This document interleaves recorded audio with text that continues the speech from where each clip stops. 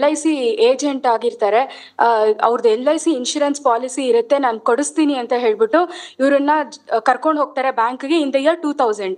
And he opens a joint account and she says that she went to the account, she signs on the papers but she doesn't know. To the bank, not to the account. I mean, sorry Manoj, she went to the bank but she does not know on what papers she has signed there. A joint account is opened and then he says adadmele 4,50,000 ಒಂದು 3 lakhs ಒಂದು check, 1,50,000 ಒಂದು check insurance ಇಂದ ಬರುತ್ತೆ, ಅದನ್ನ ಕೊಡಿ ನಾನು withdraw ಮಾಡಿ ನಿಮ್ಗೆ ಡೆಪಾಸಿಟ್ ಮಾಡ್ತೀನಿ ಅಂತ ಹೇಳಿದ್ದಾರೆ. ಅದನ್ನ ತಗೊಂಡಿದ್ದಾರೆ. ಅದಾದ್ಮೇಲೆ ಡೆಪಾಸಿಟ್ ಮಾಡಿದ್ದಾರೆ, ದುಡ್ಡು ಕೊಟ್ಟಿಲ್ಲ. 2006 ಅಲ್ಲಿ ನಾನು ಪೊಲೀಸ್ ಕಂಪ್ಲೇಂಟ್ ಕೊಡ್ತೀನಿ. ಪೊಲೀಸ್ ಅವ್ರು ಇವ್ರನ್ನ ಕರೆಸ್ತಾರೆ. ಪೊಲೀಸ್ ಸ್ಟೇಷನ್ ಅಲ್ಲಿ ಒಂದು ಬಾಂಡ್ ಎಕ್ಸಿಕ್ಯೂಟ್ ಮಾಡ್ತಾರೆ, ನಾನೇ ಯೂಸ್ ಮಾಡ್ಬಿಟ್ಟಿದ್ದೀನಿ, 7 ಲಕ್ಷ ರೂಪಾಯಿ ನಾನು ರಿಟರ್ನ್ ಮಾಡ್ತೀನಿ, ಪ್ರತಿ ತಿಂಗಳು ಇಷ್ಟಿಷ್ಟು ಅಮೌಂಟ್ ಕೊಡ್ತೀನಿ ಅಂತ. That is exhibited as exhibit P1, that is marked as exhibit P1 ಮೆಲೋಡ್ಸ್. ಅಂಡ್ ದೆನ್ ಮೆಲೋಡ್ಸ್ 2 cheques given, she says 3 lakh ಒಂದು, 1,50,000 ಒಂದು, ಅದು ಎಕ್ಸಿಬಿಟ್ P2 ಅಂಡ್ P3. ಅದಾದ್ಮೇಲೆ 1,20,000 ತನಕ ಒಂದು 6,000, 6,000, 30,000 ಹಂಗೆ ಕೊಡ್ತಾರೆ. ಆದ್ಮೇಲೆ ಕೊಡ್ಲಿಲ್ಲ. 2009 ಅಲ್ಲಿ ನಾನು ಕಂಪ್ಲೇಂಟ್ ಕೊಟ್ಟಿದ್ದೀನಿ for cheating that he is induced in. She has also filed a suit for recovery of money, Malad. She has got a decree in her favor, Malad. If 7 ಲಕ್ಷಕ್ಕೆ ಬಾಕಿ ಇನ್ನೇನು ಬಾಕಿ ಇದ್ರು ಅದಕ್ಕೆ ಇಂಟ್ರೆಸ್ಟ್ ನ 18% ಹಾಕಿ ನಾಳೆ ಬೆಳಗ್ಗೆ ದುಡ್ಡು ಕೊಡಿ, ಜೈಲ್ ಶಿಕ್ಷೆ ತೆಗಿತೀನಿ. ಅಲ್ಲ,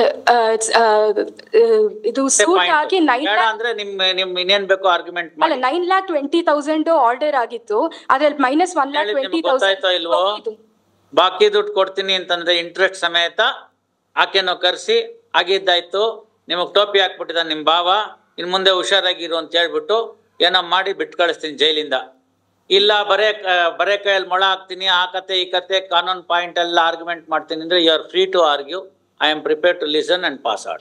ಎಕ್ಸಿಕ್ಯೂಷನ್ ಪ್ರೊಸೀಡಿಂಗ್ಸ್ ಅಲ್ಲಿ ಒಂದಷ್ಟು ಅಮೌಂಟ್ ಸೇರಿಸಿ ಕರ್ಸಿ ಅದೇನ್ ಮಾಡ್ತಿರೋ ಎಲ್ಲ ದುಡ್ಡೆಲ್ಲ ಕೊಡ್ಬೇಕಲ್ಲ. Well, he is a cancer patient, Malad. I'll ask him to come before. ಮಾಡಬಾರದು ಮಾಡಿದ್ರೆ ಇನ್ನೇನಾಗುತ್ತೆ? ಬೇರೆ ಯಾರು ಅಲ್ಲ, ಅಣ್ಣನ ಹೆಂಡತಿ ತಮ್ಮನ ಹೆಂಡತಿಗೆ ಟೋಪಿ ಹಾಕುವಂತ ಶಾಂತಿ ಇಲ್ಲ ಅಲ್ಲಂಗೆ ಕ್ಯಾನ್ಸರ್ ಬರದಲ್ಲ ಇನ್ನೇನು ನಳ್ನಳಿಸ್ತಾ ಇರ್ತಾನ 100 ವರ್ಷದ ತನಕ. ಅವಳು ದಿನ ಅನ್ಕೊಂಡಿರ್ತಾಳೆ ನಮ್ ಭಾವಂಗ್ ಬರ್ಬಾರದು ರೋಗ ಬಂದ್ ಬೇಗ ಗೊಟ್ಟಕ್ಕನ್ನ ಅಂತ.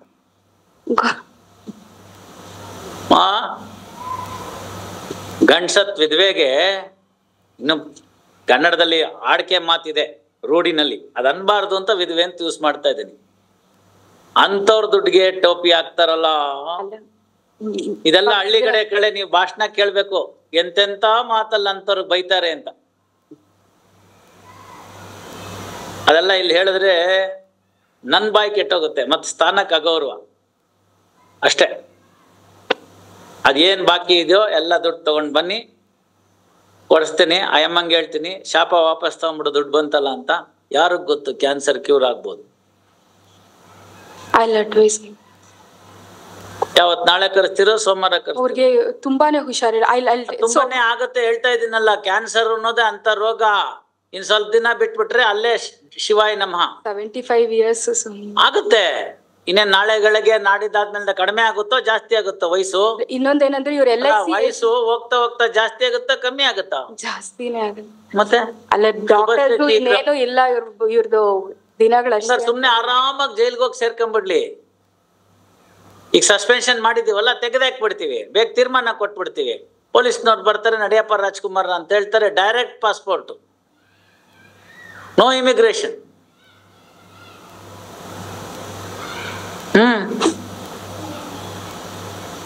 ಮಾಡ್ಬಾರದ್ ಮಾಡಿದ್ರೆ ಆಗ್ಬಾರದ್ ಆಗ್ಬಿಡುತ್ತಮ್ಮ. ಕಲಿಯುಗದಲ್ಲಿ ಕೈ ಮೇಲ್ ಫಲ ಅಂತ. ಹೌದು, ಇವ್ರು LIC ಇದಕ್ಕೆ ಕಂಪ್ಲೇಂಟ್ ಕೊಟ್ಟು ಅವ್ರ ಏಜೆನ್ಸಿ ಅದು ಏನ್ ಮಾಡ್ತಾರೆ.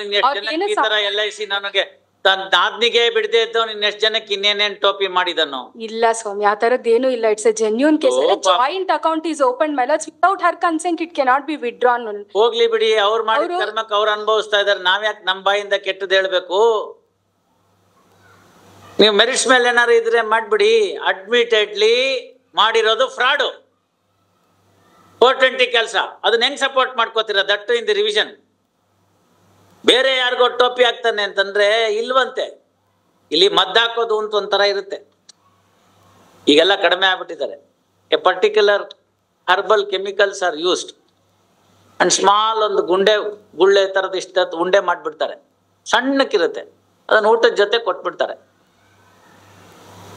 ಸೈಂಟಿಫಿಕ್ ರೀಸನ್ ಏನು ಅಂದರೆ ಆ combination it cannot be digested and it sticks on to the some portion of the GI tract, maybe in the stomach or in the intestine or somewhere. It sticks to that.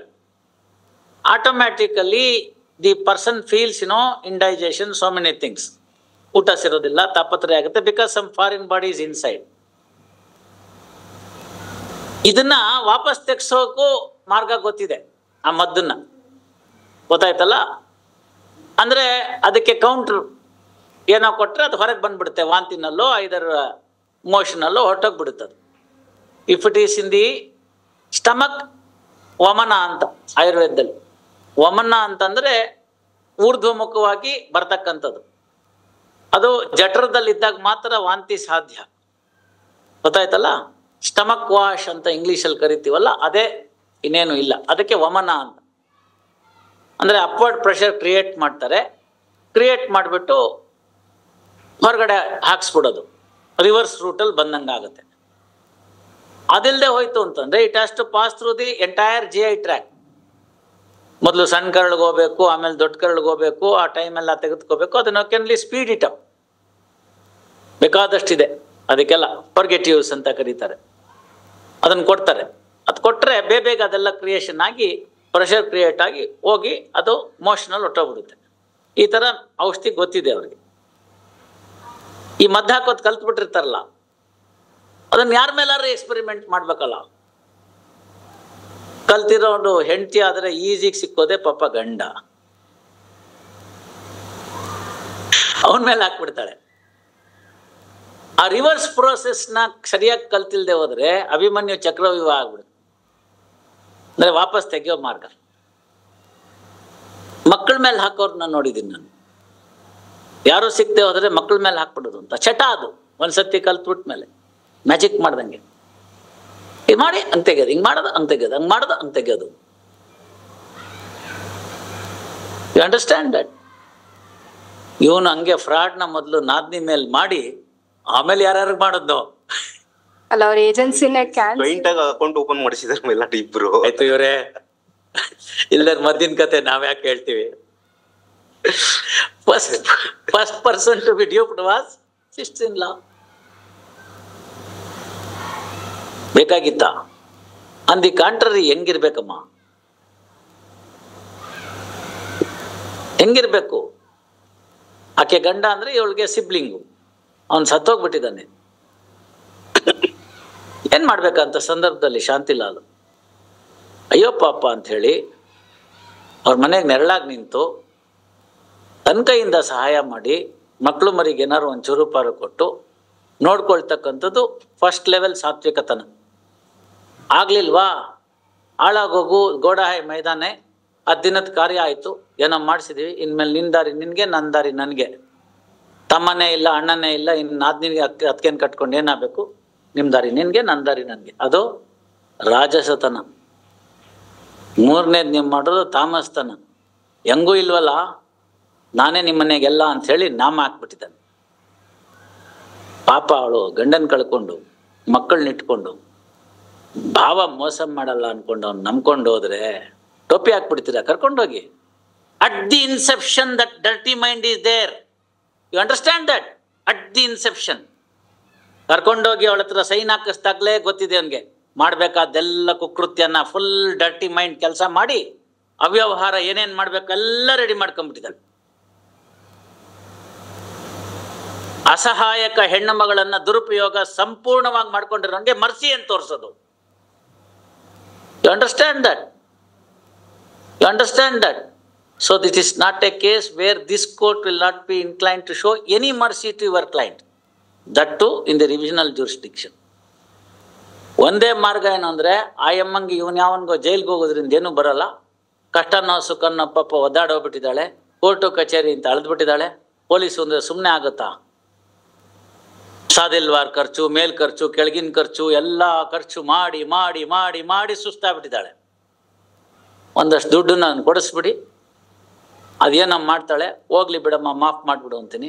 ಎಲ್ಲ ಹೆಣ್ಮಕ್ಳು ಹೃದಯನೂ ಅತ್ಯಂತ ಕರುಣಾಮಯಿಗಳಂತೆ, ಕ್ಷಮೆಯಾಧರಿತ್ರಿ ಅಂತ. ಅದಕ್ಕೆ ಹೋಗ್ಲಿ ಬಿಡು, ಮಾಫ್ ಮಾಡಿಬಿಡು ಅಂತ ಹೇಳ್ತೀನಿ. ಆ ಯಮ್ಮನ್ ಕರೆಸಿ ದುಡ್ಡು ತಗೊಂಬನ್ನಿ. ಬರೇ ಕೈಯಲ್ಲಿ ಮೊಳ ಹಾಕೋಂಗಿಲ್ಲ. ಕ್ಯಾನ್ಸರು 4 ಆಣಿಗೆ 8 ಆಣಿ ಕೊಡ್ತೀನಿ, 8 ಆಣಿಗೆ ₹1 ಕೊಡ್ತೀನಿ, ಅವೆಲ್ಲ ನಡೆಯಲ್ಲ.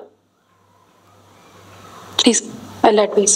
Monday at 2:30, get your client. Please. You also try to contact the complainant to be present. We'll put an end to this.